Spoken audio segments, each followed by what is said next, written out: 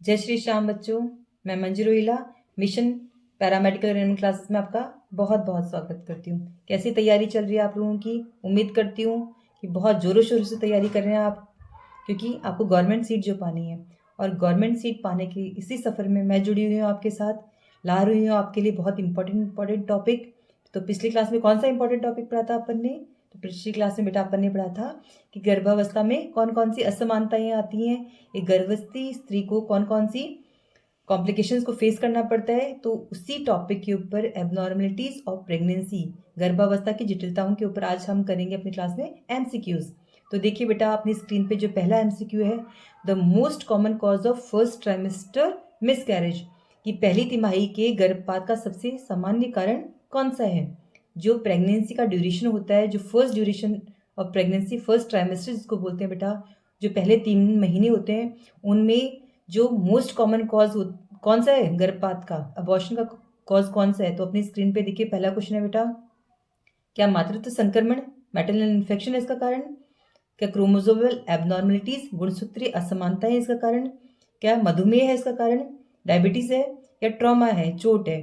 तो कारण चारों में से कोई भी हो सकता है, लेकिन इसमें मुख्य कारण पूछा है तो बेटा जो मुख्य कारण है वो है क्रोमोसोमल एबनॉर्मलिटीज। कौन सा कारण है? क्रोमोसोमल एबनॉर्मलिटीज है। जो जेनेटिक एबनॉर्मलिटीज होते हैं उससे क्या होता है, क्रोमोसोम्स की वजह से, जीन्स की वजह से जो एबनॉर्मलिटीज होते हैं उससे क्या होता है, मदर के कोख में जो बच्चा पल रहा है उसमें भी बहुत ही एबनॉर्मल फिटस होगा। तो एबनॉर्मल फिटस से बॉडी नेचुरली बेटा उस फिटस का विकास रोक देती है, उसका डेवलपमेंट रोक देती है और मिस कैरेज हो जाता है, उसको उस एबनॉर्मल फिटस को आगे डेवलप होने ही नहीं देती। तो जो क्रोमोसोमल एबनॉर्मलिटीज हैं उसका क्या परसेंटेज होता है, मतलब इसमें मुख्य कारण पूछा है तो उसका परसेंटेज भी तो ज़्यादा होगा। तो बेटा जो 50 से 70% जो मिसकैरेजेस होते हैं वो होते हैं किसकी वजह से? क्रोमोसोमल एबनॉर्मलिटीज की वजह से। और कौन कौन से क्रोमोसोमल इश्यूज होते हैं एक प्रेग्नेंट लेडीज के साथ? कौन कौन से क्रोमोसोमल इश्यूज हो सकते हैं? तो बेटा वो हो सकते हैं, पहला जो क्रोमोसोमल इशू है वो है मोनोसोमी। मोनोसोमी, मोनोसोमी क्या होता है, इसका अलग से भी क्वेश्चन आ सकता है, तो ध्यान से सुनिए बेटा। क्रोमोसोम्स की जोड़ी में से एक क्रोमोसोम की जोड़ी गायब होती है। इसमें कितने क्रोमोसोम होते हैं बॉडी में? 46 क्रोमोसोम होते हैं। अगर जोड़े की बात करें तो 23 जोड़े होते हैं क्रोमोसोम्स के बेटा, उसमें से एक क्रोमोसोम क्या होता है? गायब होता है। यानी 46 क्रोमोसोम जो होते हैं उसकी जगह कितने क्रोमोसोम्स होंगे? 45 क्रोमोसोम्स होंगे। और जो एक क्रोमोसोम होगा वो क्या होगा इसमें से? मिसिंग होगा। तो इसलिए ये मोनोसोमी कहते हैं बेटा। नेक्स्ट जो मैंने आपको बताया है, जो सेकंड क्रोमोसोमल इशू है प्रेग्नेंट लेडीज में आती है वो होता है ट्राइसोमी। क्या होता है? ट्राइसोमी। ट्राइसोमी, ट्राइसोमी में क्या होता है, जो क्रोमोसोम्स की जोड़ी में से 2 की जगह 3 कॉपीज होती है। क्रोमोसोम्स में की जोड़ी में से 2 की जगह इसमें कितनी कॉपीज होती है बेटा? 3 कॉपीज होती हैं। जैसे कि मैंने आपको बताया बेटा कि 23 जोड़े होते हैं क्रोमोसोम्स के, और टोटल कितने क्रोमोसोम्स होते हैं? 46। लेकिन इसमें एक क्रोमोसोम एक्स्ट्रा होता है, एक जीन्स एक्स्ट्रा होता है। तो कितने होंगे पूरे क्रोमोसोम्स? 47 क्रोमोसोम्स होंगे। मोनोसोमी में एक क्रोमोसोम कम था, ट्राइसोमी में एक क्रोमोसोम ज़्यादा है। उसके बाद में जो थर्ड कारण है, जो तीसरा कारण है वो होता है बेटा पॉलीप्लॉइडी।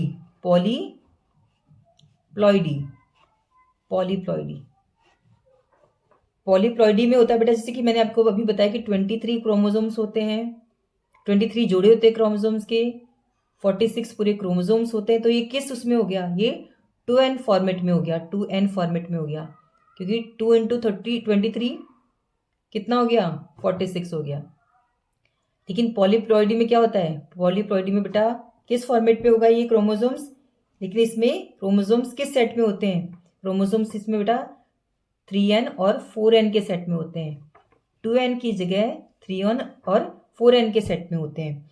फिर जो लास्ट फोर्थ है क्रोमोसोमल इशू वो होता है बेटा ट्रांसलोकेशन। ट्रांसलोकेशन में क्या होता है, जो डीएनए का स्ट्रक्चर होता है बेटा, सिर्फ उसी में चेंजेस आते हैं, इसमें उसकी संरचना में ही बदलाव आता है, सिर्फ जो संख्या होती है वो 46 ही रहती है। इसमें क्या होता है, जो एक क्रोमोसोम होता है उसका पार्ट टूट के, एक क्रोमोसोम का कोई सा हिस्सा टूट के वो दूसरे क्रोमोसोम के लग जाता है, तो संख्या में कोई बदलाव नहीं आता, संख्या 46 ही रहती है। एक क्रोमोसोम का एक हिस्सा टूट के दूसरे क्रोमोसोम से जुड़ जाता है, इसको क्या बोलते हैं बेटा, इसको ट्रांसलोकेशन बोलते हैं। तो ये क्या हो गया, ट्रांसलोकेशन हो गया। चलिए बेटा नेक्स्ट क्वेश्चन की तरफ आगे बढ़ते हैं। नेक्स्ट क्वेश्चन आपकी स्क्रीन पे है, वो है बेटा कि painless vaginal bleeding in third trimester, तीसरी तिमाही में अगर बिना दर्द के योनि से रक्तस्राव किसकी ओर संकेत करता है? क्या वो प्लेजेंटल अब्रप्शन है, क्या वो प्लेजेंटल प्रीविया है, क्या वैसा प्रीविया है, या प्री टर्म लेबर है? तो बताइए जल्दी जल्दी फटाफट आंसर दीजिए इसका। अगर आपने पिछली क्लास में ध्यान से सुना है तो मैंने सारा ये सब कुछ आपको क्लियर करवाया था। तो बेटा इसका आंसर क्या है, इसका जो सही आंसर है वो क्या है बेटा, प्लेजेंटा प्रीविया, प्लेजेंटा प्रीविया। अब आप बताएं प्लेजेंटा प्रीविया में क्या होता है, प्लेजेंटा प्रीविया में क्या होता है, प्लेजेंटा प्रीविया में क्या होता है बेटा, कि जो प्लेजेंटा है, क्या है, जो प्लेजेंटा है वो कहाँ सिचुएटेड होता है, वह बेटा अगर यूट्रस के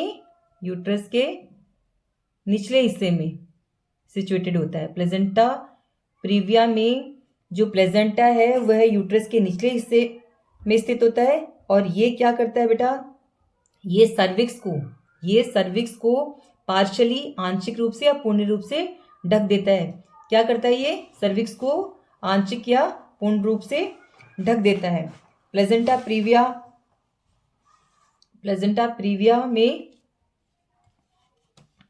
प्रीविया में जो प्लेजेंटा यूट्रस की निचली सतह पे स्थापित होता है, ये सर्विक्स को आंशिक या पूर्ण रूप से ढक देता है। मतलब जो और कितने प्लेजेंटा प्रीविया को कितने भागों में बांट सकते हैं अपन प्लेजेंटा प्रीविया को, कंप्लीट प्लेजेंटा प्रीविया ये कंप्लीटली सर्विक्स को ढक देता है, पार्शियली प्लेजेंटा प्रीविया या आंशिक रूप से सर्विक्स को ढक देता है, और मार्जिनल प्लेजेंटा प्रीविया इसमें क्या होता है बेटा, जो प्लेजेंटा सर्विक्स के पास ही सिचुएटेड होती है लेकिन पूरी तरह से इसको नहीं ढकती। और क्या क्या कॉम्प्लिकेशंस होते हैं प्लेजेंटा प्रीविया की वजह से, क्या क्या कॉम्प्लिकेशंस, क्या क्या जटिलताएं हो सकती हैं गर्भवती स्त्री को?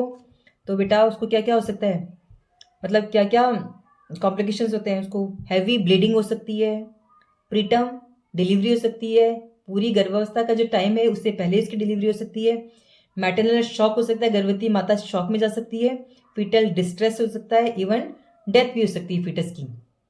क्या हो सकता है, इवन डेथ भी हो सकती है फीटस की। तो चलिए बेटा, और क्या क्या रीज़न है प्लेजेंटा प्रीविया के, क्या क्या कारण है? अगर पहली डिलीवरी सिजेरियन हुई हो तो ऐसा हो सकता है, अगर मल्टीपल प्रेगनेंसी हो, एक से अधिक भ्रूण अगर यूट्रस में हो तो ये हो सकता है, अगर IVF इंट्राविट्रो फर्टिलाइजेशन से प्रेगनेंसी महिला ने कंसीव किया तो हो सकता है, मल्टीपारा यानी 2 से अधिक बार अगर महिला गर्भवती हुई है तो हो सकता है, अगर वो स्मोकिंग करती है तो हो सकता है, और अगर प्लेजेंटा का आकार बड़ा है तो ये इशू हो सकता है। तो चलिए बेटा, उम्मीद करती हूँ आपको समझ आ रहा होगा बहुत अच्छे से। अपन थर्ड क्वेश्चन की तरफ बढ़ते हैं। तीसरा क्वेश्चन अपनी स्क्रीन पे है, hyper tension plus protein urea after 20 weeks indicates, 20 सप्ताह के बाद उच्च रक्तचाप और प्रोटीन यूरिया किसकी ओर संकेत करता है, किसकी ओर संकेत करता है? मैंने पढ़ाया था बेटा पिछली क्लास में आपको। क्या ये गैस्ट्रेशनल हाइपरटेंशन की ओर संकेत करता है, क्या ये क्रॉनिक हाइपरटेंशन की तरफ संकेत करता है, क्या ये प्री एक्लैम्पशिया की तरफ करता है या एक्लैम्पशिया की तरफ करता है? चलिए फटाफट उत्तर दें इसका आंसर क्या है? तो बेटा हाइपरटेंशन प्लस प्रोटीन यूरिया 20 सप्ताह के बाद किसकी ओर संकेत करता है? वो प्री एक्लैम्पशिया की ओर संकेत करता है। किसकी तरफ करता है?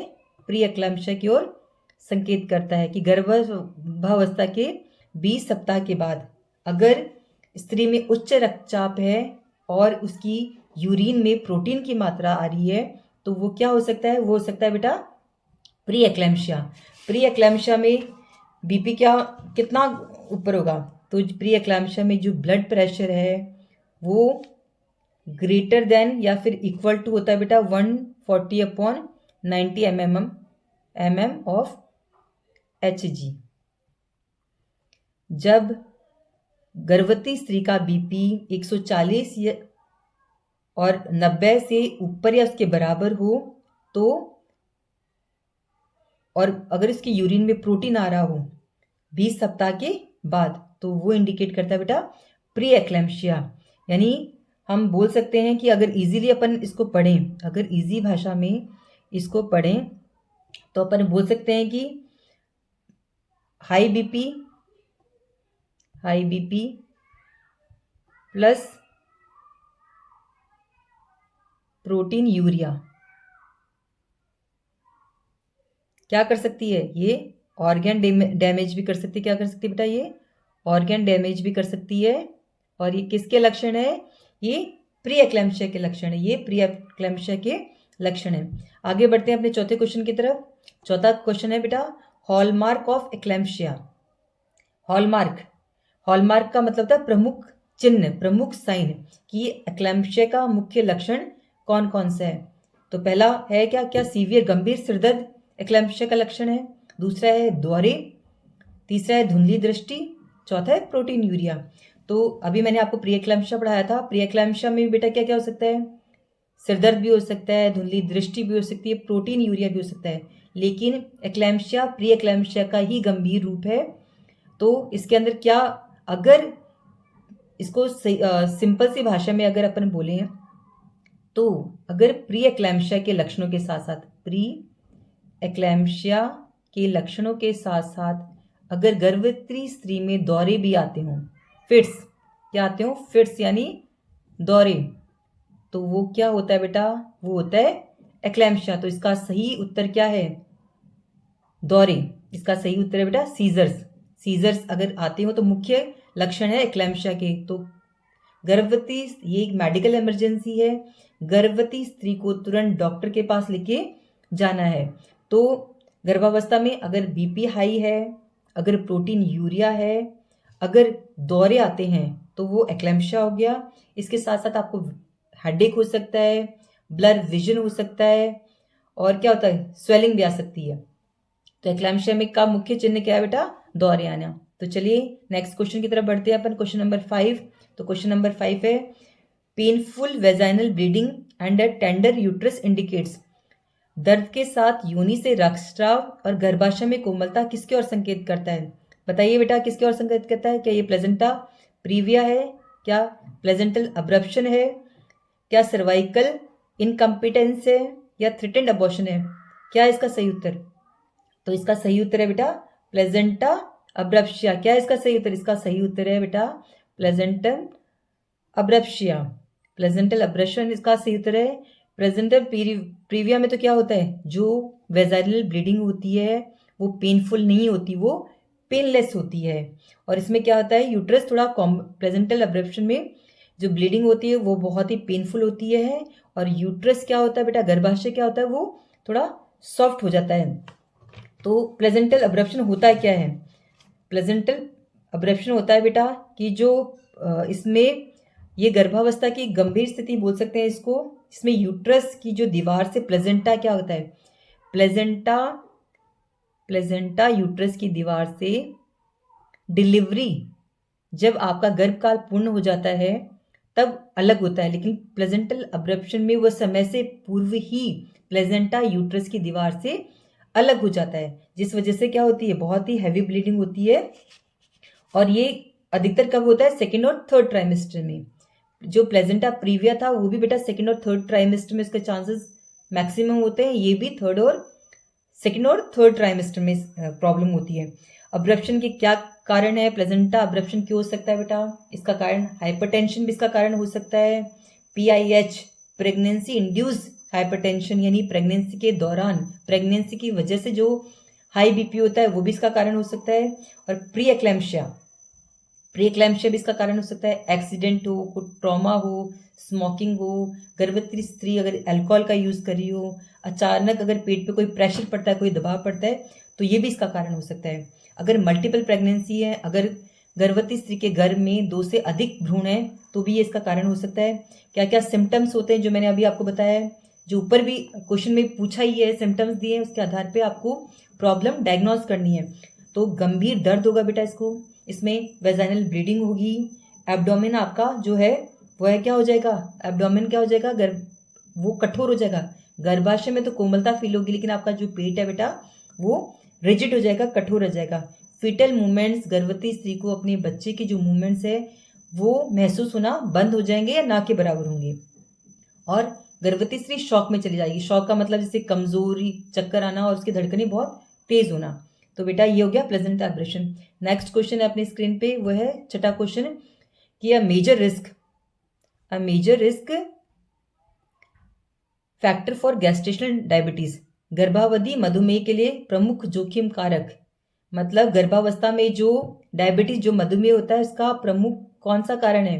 क्या लो बीएमआई की वजह से है, क्या टीनेज प्रेगनेंसी की वजह से है, क्या पीसीओएस की वजह से, क्या एनीमिया की वजह से है? तो बेटा इस ऑप्शन में ये गलत दे रखा है।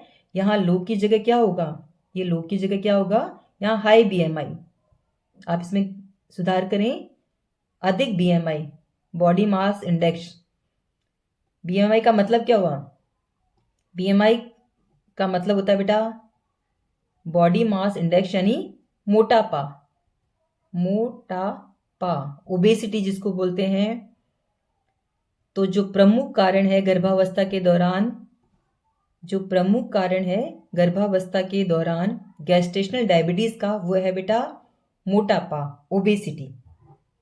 अगर गर्भवती महिला का वजन अधिक होगा, उसकी अगर उसकी बीएमआई, गर्भवती महिला की बीएमआई अगर अधिक होगी, कितने से, 25 से 30, तो जो गैस्ट्रेशनल डायबिटीज़ है वो होने का खतरा बहुत अधिक बढ़ जाएगा। और ओबेसिटी से क्या होता है, ओबेसिटी से शरीर में फैट ज़्यादा होता है, इंसुलिन रेजिस्टेंस बढ़ता है, ब्लड में ग्लूकोज का लेवल बढ़ जाता है, जिसकी वजह से महिला को गैस्ट्रेशनल डायबिटीज़ का खतरा अधिक हो जाएगा। नेक्स्ट क्वेश्चन की तरफ बढ़ते हैं। नेक्स्ट क्वेश्चन है अपना 7वां क्वेश्चन कि गर्भावस्था की शुरुआत में लगातार उल्टी, निर्जलीकरण और वजन घटने का संकेत, persistent vomiting, dehydration, weight loss in early pregnancy, क्या इंडिकेट करता है? ये जो लक्षण बता रखे हैं ये क्या इंडिकेट करता है? कि यह सामान्य मतली मॉर्निंग सिकनेस जिसको बोलते हैं 40% स्त्रियों में होती है जो गर्भावस्था के दौरान। क्या ये हाइपर एमेसिस ग्रेविडेरम है? क्या ये गैस्ट्रेटाइटिस है? क्या ये प्री एक्लैम्प्सिया के लक्षण है? तो गर्भावस्था के दौरान अगर अत्यधिक उल्टी हो रही है, एक नॉर्मल रेंज जो होती है उल्टी होने की बेटा, एक नॉर्मल से ज़्यादा अगर उल्टियाँ हो रही हैं, तो ये इसका कारण क्या है बेटा? इसका है हाइपर एमेसिस ग्रेविडेम। अगर महिला में ये लक्षण है तो आप समझ जाएं कि महिला में क्या है, वह किससे सफ़र कर रही है? वह सफ़र कर रही है हाइपर एमेसिस ग्रेविडेरम से, यानी दिन में कई बार उल्टियाँ होना, कई बार, एक दो नॉर्मल होती हैं। सुबह सुबह गर्भावस्था के दौरान 40% महिलाओं में उल्टी होना नॉर्मल बात है, लेकिन उसकी रेंज, उसकी फ्रिक्वेंसी अगर हद से ज़्यादा है, कई बार उल्टियाँ हो रही हैं, तो हाइपर एमेसिस ग्रेविडेरम है। ये है मॉर्निंग सिकनेस से कहीं ज़्यादा गंभीर है, या उसका बहुत अधिक गंभीर रूप को भी हाइपर एमेसिस ग्रेविडेरम बोल सकते हैं अपन। उल्टियाँ ज़्यादा होंगी तो क्या होगा? पेशाब कम आएगा, गर्भवती महिला को चक्कर आएंगे, उसका मुंह सूखेगा, उसकी हार्ट बीट इंक्रीज हो जाएंगी, उसकी दिल की धड़कनें बढ़ जाएंगी, उसको थकान और कमजोरी फील होगी। क्या कारण हो सकता है कि गर्भावस्था में अत्यधिक उल्टी किस वजह से होती है बेटा? ये होती है हार्मोन्स की वजह से। अगर HCG हार्मोन इंक्रीज है, एस्ट्रोजन का लेवल बढ़ा हुआ है, अगर गर्भवती महिला में एक से अधिक भ्रूण है और मोलर प्रेगनेंसी है, तो वो किस चीज़ से सफ़र कर सकती है? वो हाइपर एमेसिस ग्रेविडेरम से सफ़र कर सकती है। तो चलिए आगे बढ़ते हुए 8वें क्वेश्चन की तरफ चलते हैं। स्क्रीन पे है शोल्डर डिस्टोसिया। तो इस क्वेश्चन को आंसर करने से पहले आपको ये पता होना चाहिए कि शोल्डर डिस्टोसिया होता क्या है। तो शोल्डर डिस्टोसिया बेटा जब बेबी का जन्म होता है, जब शिशु का जन्म होता है, तो उसका सर तो बाहर आ जाता है बर्थ कैनाल से। जिस कैनाल से एक बच्चा जन्म लेता है, जो उसका रास्ता होता है जन्म का, उस कैनाल से उसका सर तो बाहर आ जाता है, लेकिन उसके शोल्डर्स उसमें फंस जाते हैं। उसको बोलते हैं बेटा शोल्डर डिस्टोसिया। तो ये किससे संबंधित है? क्या ये समय से पहले जन्मे बच्चे से प्रीटर्म बेबी से संबंधित है, क्या ये एक मैक्रोसोमिया से संबंधित है, बड़े आकार के भ्रूण से संबंधित है, क्या जुड़वा गर्भ से है, या ओलिगोहाइड्रोसिस से। ये क्वेश्चन इतना इजी है, अगर आप थोड़ा सा भी इसको रिकॉल करने की कोशिश करेंगे, अपनी याददाश्त पे जोर डालेंगे, तो आप इजीली इसका आंसर दे सकते हैं। तो इसका आंसर है बेटा मैक्रोसोमिया। अब ये बताइए मैक्रोसोमिया क्या होता है? बच्चे का आकार बड़ा होना, बच्चे का आकार या बड़े आकार का बच्चा होना, आकार बड़ा होना, क्या होता है मैक्रोसोमिया। अगर बच्चे का आकार बड़ा होगा तो बहुत ज़्यादा चांसेस होते हैं कि वो शोल्डर डिस्ट्रोसिया उसको हो। और जैसे आमतौर पर बच्चे का वजन कितना होता है? आमतौर पर बच्चे का वजन at the time of birth कितना होता है? 2.5 से 3 kg नॉर्मल बर्थ वेट मानते हैं, लेकिन बच्चे का 3-3.5 से, लेकिन बच्चे का 3.5 से 4.5 किलो है। अलग अलग जगहों पे इसका वेरिएशन अलग अलग दे रखा है। अगर इस दौरान अगर बच्चा 3.5 से 4.5 किलो का है तो मैक्रोसोमिया बोलते हैं उस बच्चे को। यानी बच्चे का आकार अगर 3.5 से 4.5 किलो है तो वो बच्चा कौन सा? मैक्रोसोमिया चाइल्ड हो गया वो। और क्या कारण हो सकते हैं मैक्रोसोमिया, यानी बच्चा अत्यधिक बड़ा होना, उसका क्या कारण हो सकता है बेटा? अगर डायबिटीज है मदर को, ये कारण हो सकता है। अगर पहली या दूसरी गर्भावस्था में अधिक संभावना, अगर पहली जैसे ये प्रेगनेंसी दूसरी या तीसरी है और पहली प्रेगनेंसी में अगर महिला को डायबिटीज वगैरह है या कुछ और कॉम्प्लिकेशन है या उसका बेबी आकार में बड़ा है तो भी इसका रीज़न हो सकता है। उसकी फैमिली हिस्ट्री इसका रीज़न हो सकता है। ओबेसिटी, मोटापा इसका रीज़न हो सकता है। पोस्टर्म प्रेगनेंसी, अगर 40 सप्ताह से अधिक प्रेगनेंसी चलती है तो ये इसका कारण हो सकता है। और क्या क्या कॉम्प्लिकेशंस हो सकते हैं अगर बच्चा मैक्रोसोमिया है, तो क्या क्या हो सकते हैं उसको, वही जो ये क्वेश्चन में मेन पूछा गया है। शोल्डर डिस्टोसिया हो सकता है, डिलीवरी डॉक्टर को सिजेरियन करवानी पड़ सकती है, और लेबर के दौरान ब्लीडिंग हो सकती है, और पेरिनियल टियर, पेरिनियम में टियर, घाव हो सकता है इसकी वजह से। अगले क्वेश्चन की तरफ बढ़ते हैं बेटा। क्वेश्चन नंबर 9 है, severe pre eclampsia indicates by, गंभीर प्री एक्लेम्शिया क्या इंडिकेट करता है? गंभीर प्री एक्लेम्शिया अगर क्या इंडिकेट करेगा बेटा? गंभीर, क्या बीपी 130/80 होगा? ये इंडिकेट करता है। Mild protein urea, platelets 1 lakh से कम, और माइल्ड एडिमा। तो मैंने जैसे आपको बताया था कि बीपी कितना होना चाहिए प्री एक्लेम्शिया में? 140/90 ये होना चाहिए बीपी। प्रोटीन यूरिया, प्रोटीन में गंभीर सीवियर प्री एक्लेम्शिया में प्रोटीन यूरिन में प्रोटीन की मात्रा अत्यधिक होती है, हल्का नहीं होता। प्लेटलेट्स, तो इसका सही उत्तर है बेटा कि जो प्लेटलेट्स हैं वो 1 लाख से कम हो जाती है इसमें। प्लेटलेट्स 1 लाख से कम हो जाती है इसमें। और क्या कारण होता है? इसका कारण होता है कि बेटा जो प्लेजेंटा है वो डैमेज होने लगता है और क्लॉट्स बनते हैं, छोटे छोटे क्लॉट्स बनते हैं। क्लॉट्स बनाने के लिए प्लेटलेट्स यूज़ होती हैं। प्लेटलेट्स अत्यधिक यूज़ होने के कारण उनका जो लेवल है, उनकी जो संख्या है वो कम होके कितना हो जाती है? 1 लाख से भी कम हो जाती है। तो इसका सही उत्तर क्या है बेटा सीवियर प्री एक्लेम्शिया में? कि प्लेटलेट्स 1 लाख से भी कम हो जाती हैं। नेक्स्ट क्वेश्चन की तरफ बढ़ते हैं। क्वेश्चन नंबर 10 अपनी स्क्रीन पे है। Help syndrome, help syndrome indicates all except hemolysis syndrome से कौन शामिल नहीं है? हेमोलाइसिस शामिल नहीं है, एलिवेटेड लीवर एंजाइम शामिल नहीं है, लो प्लेटलेट शामिल नहीं है, लो एचबी या बिना हेमोलाइसिस। तो इसके लिए आपको पहले तो बेटा हेल्प सिंड्रोम क्या होता है, हेल्प सिंड्रोम होता है क्या, ये पता होना चाहिए। हेल्प सिंड्रोम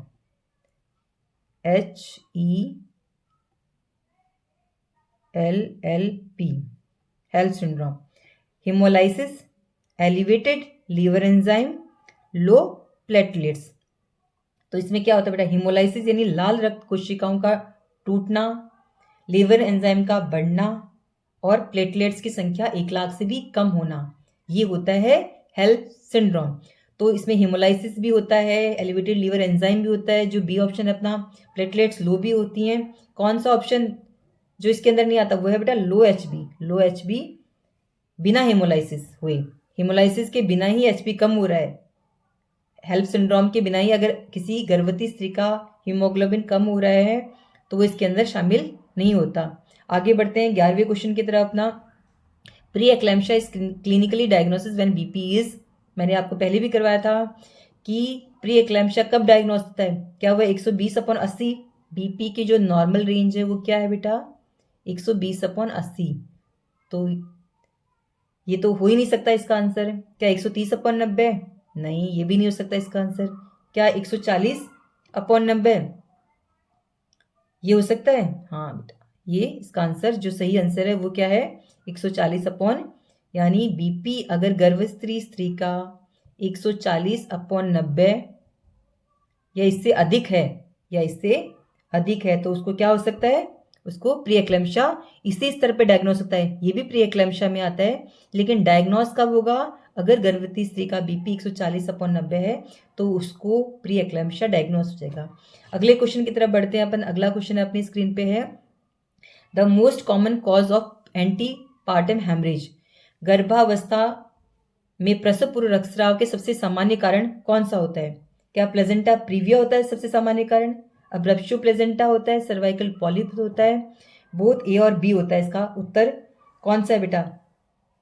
तो बेटा उत्तर तो इसके सभी हैं, सभी वजह से प्रसव पूर्व रक्तस्राव हो सकता है, सभी वजह से प्रसव पूर्व रक्तस्राव हो सकता है जो, लेकिन इसमें क्या पूछा है प्रमुख यानी मेन जो मोस्ट कॉमन कॉज पूछा है इसके अंदर, यानी वो है कारण जिसका परसेंटेज मैक्सिमम हो एंटीपार्टम हेमरेज में, प्रसव पूर्व रक्तस्राव में, तो वो है बेटा कि प्लेजेंटा प्रीविया। इसका सही उत्तर है PP, placenta previa. Placenta previa जैसे कि मैंने आपको बताया था कि गर्भाशय में प्लेजेंटा का निचले हिस्से में स्थापित होना, जिसकी वजह से वो सर्विक्स को क्या करती है, आंशिक या पूर्ण रूप से ढक देती है, वो कारण है। तो एंटीपार्टम हेमरेज का जो मैक्सिमम कारण है वो है प्लेजेंटा प्रीविया। 45 से 50% मामलों में, 45 से 50% मामलों में क्या होता है, प्लेजेंटा प्रीविया कारण होता है एंटीपार्टम हेमरेज का, क्योंकि इसमें गर्भाशय का निचला हिस्सा फैल जाता है, प्लेजेंटा उस खिंचाव को सहन नहीं कर पाता बेटा, और पेनलेस ब्राइट रेड ब्लीडिंग शुरू हो जाती है। कैसी ब्लीडिंग होती है इसमें, दर्द रहित और चमकदार लाल रंग जो होता है उस कलर की ब्लीडिंग इसमें स्टार्ट हो जाती है। अगले क्वेश्चन की तरफ बढ़ते हैं अपन अपने स्क्रीन पे। अगला क्वेश्चन है question number 13, abruptio placentae is associated with, abruptio placenta किससे जुड़ा गया है? क्या अब्रप्शियो प्लेजेंटा में पेनलेस ब्लीडिंग होती है, सीवियर एब्डोमिनल पेन होता है, ब्लीडिंग होती है, फीवर आता है, या नोट सिम्टम्स होते हैं? तो रिकॉल करें, अपनी मेमोरी पे थोड़ा जोर दें कि सही उत्तर है इसका बेटा, इसका सही उत्तर है कि सीवियर एब्डोमिनल पेन होता है और बहुत हैवी ब्लीडिंग होती है। अब्रप्शियो प्लेजेंटी में क्या होता है बेटा, जो प्लेजेंटा होता है वो जो यूट्रस वॉल से, गर्भाशय की जो दीवार है उससे समय से पूर्व ही, डिलीवरी से पहले ही वो सेपरेट हो जाता है, अलग हो जाता है। इस सिचुएशन को बोलते हैं अब्रप्शियो प्लेजेंटी। मैं बार बार डेफिनेशन आपको इसलिए दोहरा रही हूँ ताकि आपको अच्छे से हर एक चीज़ क्लियर हो जाए। बार बार आप रिकॉल करेंगे तो आप फटाफट, अगर अब्रप्शियो प्लेजेंटी पे कोई भी क्वेश्चन आएगा आप इसका फटाफट उत्तर देंगे। तो ये ध्यान रखना, प्लेजेंटा प्रीविया में तो क्या होता है बेटा, पेनलेस ब्लीडिंग होती है, पेनलेस ब्लीडिंग होती है, और पेनलेस इसमें होती है पेनलेस। और अब्रप्शियो एपी में क्या होता है, पीपी में तो पेनलेस ब्लीडिंग हो गई, इसमें हो गया पेनफुल ब्लीडिंग होगी, वो किसके साथ होगी, पेन के साथ होगी।